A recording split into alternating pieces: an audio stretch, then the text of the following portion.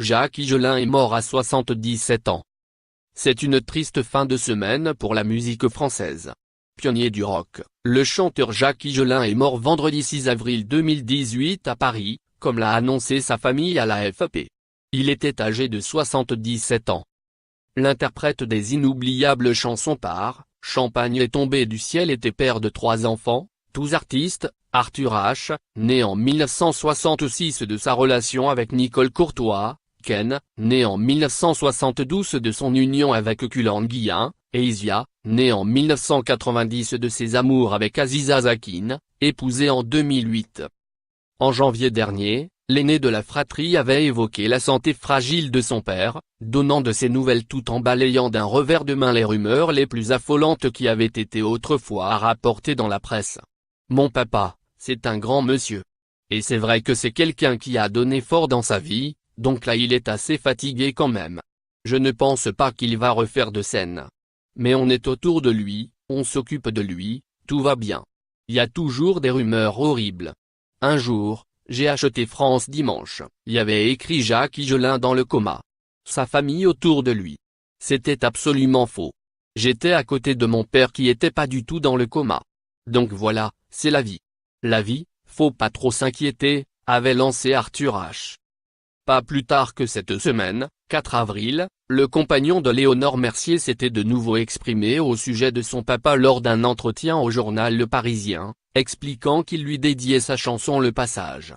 L'année dernière, j'ai vécu des choses familiales très denses, des rapprochements très forts autour de mon père, notamment avec mes sœurs. Ça m'a fait un bien fou. J'avais envie de célébrer ça, j'ai écrit ce morceau pour lui. Il ne va pas très bien mais il n'est pas au seuil de la mort.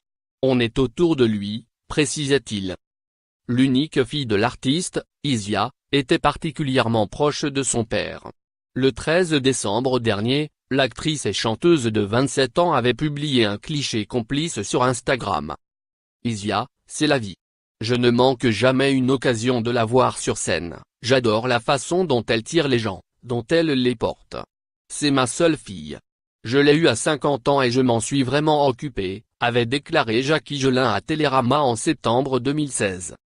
Né en octobre 1940 d'une mère belge et d'un père alsacien, inspiré dès l'enfance par le jazz et la chanson avec comme modèle Léo Ferré ou Jacques Brel, Jacques Higelin avait quitté l'école à l'âge de 14 ans et avait d'abord démarré sa carrière en tant que comédien.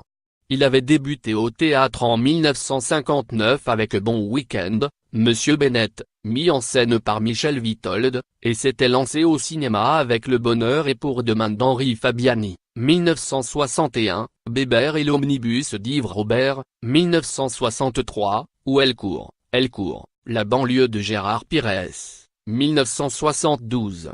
Au total, il a joué dans une trentaine de films, le dernier étant sa participation au film Japelou, 2013, avec Guillaume Canet.